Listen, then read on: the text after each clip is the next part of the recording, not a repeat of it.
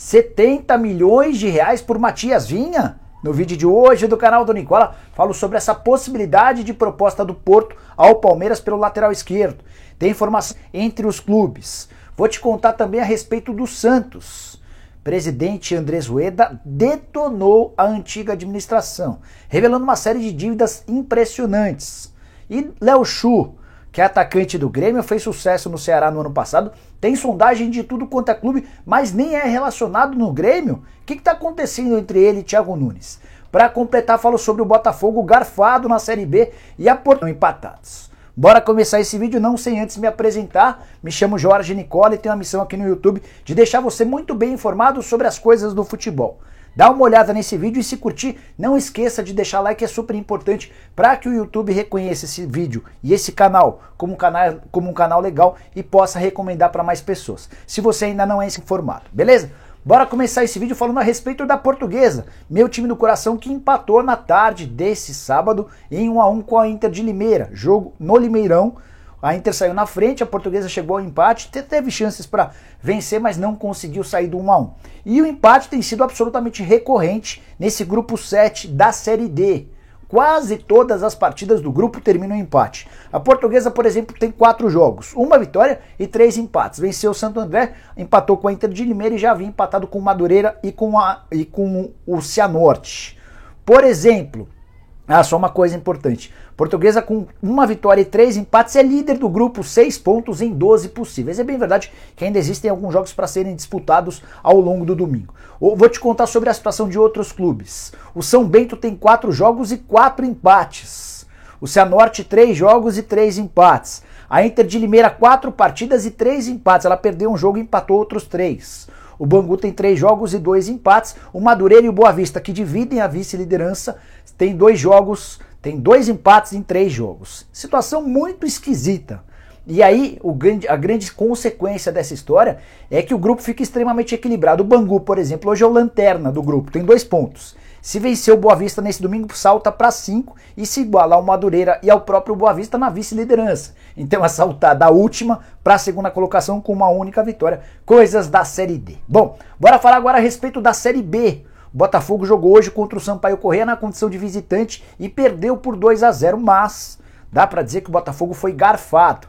Enquanto perdia por 1 a 0, houve um chute do Ronald, a bola entrou por meio metro, o goleiro espalmou com a bola dentro do gol. Como não há VAR, o árbitro em campo não conseguiu identificar o gol. O Sampaio marcou mais um e venceu por 2 a 0. Os gols do triunfo do time do Maranhão, Daniel Costa de pênalti e o Gui Campana já no finalzinho, como eu disse, nos acréscimos. Vitória muito importante para o Sampaio, que alcançou sua 3ª vitória na Série B e é hoje o 4º colocado. São 12 pontos em 7 rodadas.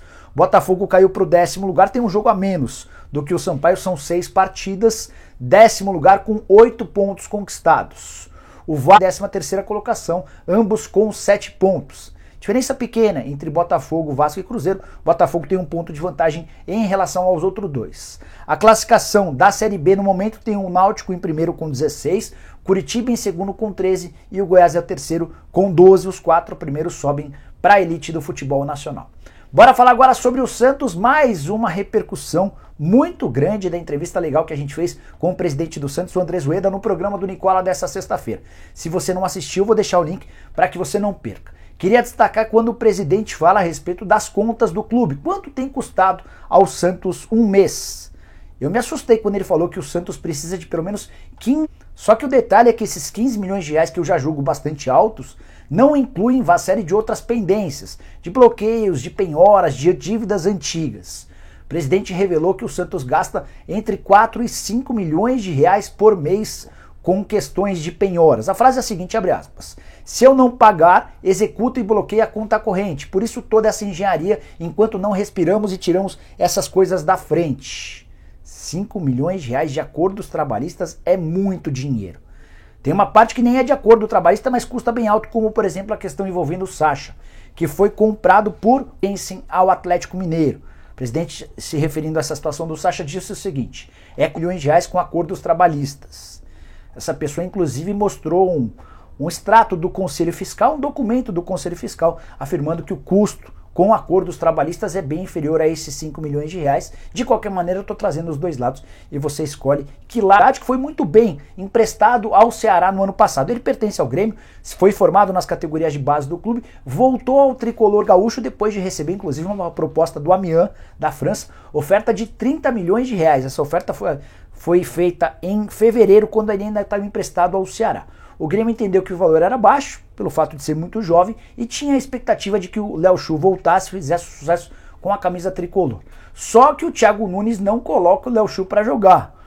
Pior, nem tem relacionado ele. O Léo Chu ficou de fora da partida do Grêmio nesse domingo. Segundo jogo consecutivo em que o Léo Chu nem é relacionado. Na partida anterior, no empate com o Santos, não foi contra o Santos não, foi contra o Sport, ele nem sequer foi, ele até foi relacionado, mas não saiu do banco de reservas.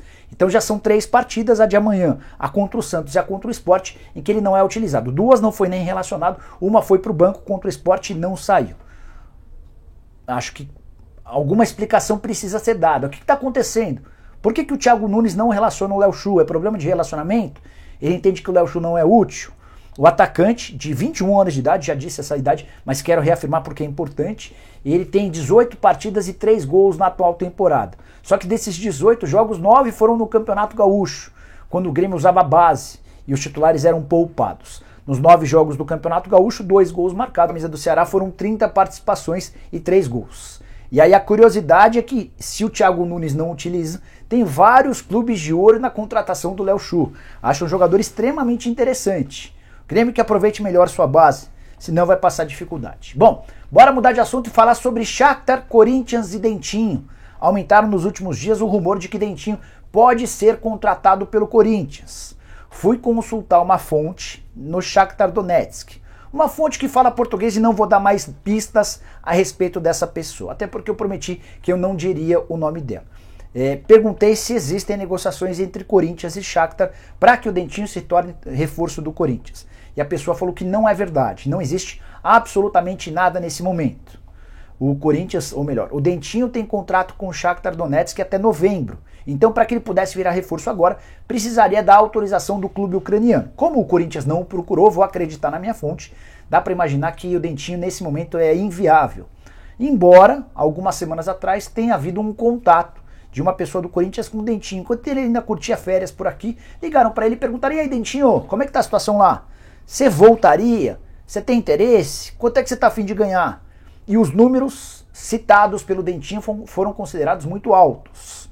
Os dirigentes do Corinthians não gostaram das respostas ou da resposta do ex-atacante formado na base do próprio Timão.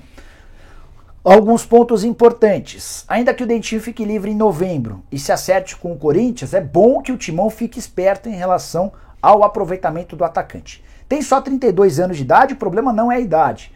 Mas o Dentinho vem sofrendo com muitas lesões musculares. Tanto é que vem jogando muito pouco temporada após temporada. Você quer ver?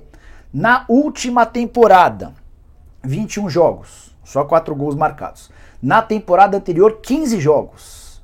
E na temporada anterior, 16 jogos. Imagina o Dentinho que se contunde pra caramba, num calendário muito menor, vindo pro futebol brasileiro e tendo de jogar quarta e domingo, quarta e domingo, quarta e domingo. Esse é um alerta que serve para o Corinthians, mas para qualquer outro clube do futebol brasileiro. O número de gols também não é consistente, até porque ele joga como um segundo atacante. Enfim, repense se vale a pena fazer um investimento alto no Dentinho. Se ele viesse para jogar por um valor baixo, beleza. Mas, de acordo com essa primeira sondagem, o Dentinho não parece disposto a voltar ganhando pouco. Bom, quero fechar o vídeo com uma notícia que foi divulgada nesse sábado pela TNT Sports. A informação é de que o Porto está disposto a pagar 12 milhões de euros ao Palmeiras pelo Vinha. Esses 12 milhões de euros equivalem a mais ou menos 70 milhões de reais. Me surpreendi com o número, imaginava que viesse de Portugal uma proposta um pouco menor. Em Portugal especula-se que o Porto está disposto a pagar 10 milhões de euros e o Palmeiras gostaria de 15. 15 milhões de euros seria uma baita venda, os 12 milhões de euros talvez já fosse até um número bastante interessante, só lembrando que o Palmeiras detém 57,5% dos direitos econômicos do lateral esquerdo do Uruguai. O restante ainda pertence ao Nacional, ou seja, o Palmeiras não ficaria com o valor total da negociação. Palmeiras que gastou bastante dinheiro para contratar o Vinha. Foram, num primeiro momento, 16 milhões e meio de reais por 50% dos direitos, por 7,5%. Então vamos dar uma resumida. 57,5% dos direitos econômicos pertencem ao Palmeiras, com um investimento de 21 milhões de reais. 21? 16,5 mais 5, 21 milhões e meio de reais. Beleza. Se o Palmeiras vendesse por 70, como tem pouco mais da metade, ficaria com mais ou menos 40 milhões de reais, um lucro de 19 milhões na comparação ao Abel Ferreira, de que o técnico português tem colocado o Vinha como reserva do Vitor Luiz. Uma das maiores maluquices cometidas pelo Abel enquanto técnico do Palmeiras. O seleção uruguaia tem jogado com consistência a Copa América e também tem sondagem, e olha que eu não falei em proposta, e sim em sondagem do Atlético de Madrid. Palmeiras, se esperar, se tiver um pouquinho de tato, souber negociar, pode vender muito bem esse ótimo lateral esquerdo. Beleza? O que você pensa sobre essa história? Você venderia o Vinha? O Esteves e o Vitor Luiz estão preparados para assumir essa função na lateral? Só uma lembrança importante, contrato. Mas Anderson Barros e companhia conseguiram perder também essa negociação. Nessa sexta-feira o Vélez anunciou de forma oficial que o Ortega prorrogou seu contrato. Parabéns, diretoria do Palmeiras. Tem perdido praticamente todas, hein? Agora, se o Vinha for vendido, o torcedor do Palmeiras terá de ficar com Vitor Luiz e Esteves. Bom, eram essas todas as informações amanhã desse domingo. E a live do Nicola, a tradicional live de domingo, vai acontecer bem tarde, hein? Porque tem jogo do Brasileiro às 4, tem jogo da Seleção Brasileira às 6, depois a gente tem 9h30, mais ou menos, eu vou confirmar ao longo do dia, a gente faz a live para membros e por volta das 10h15 da noite, a gente abre para todo mundo para poder participar, tirar dúvidas, repercutir a rodada de domingo. Combinado? A gente se vê, abraço, tchau, tchau!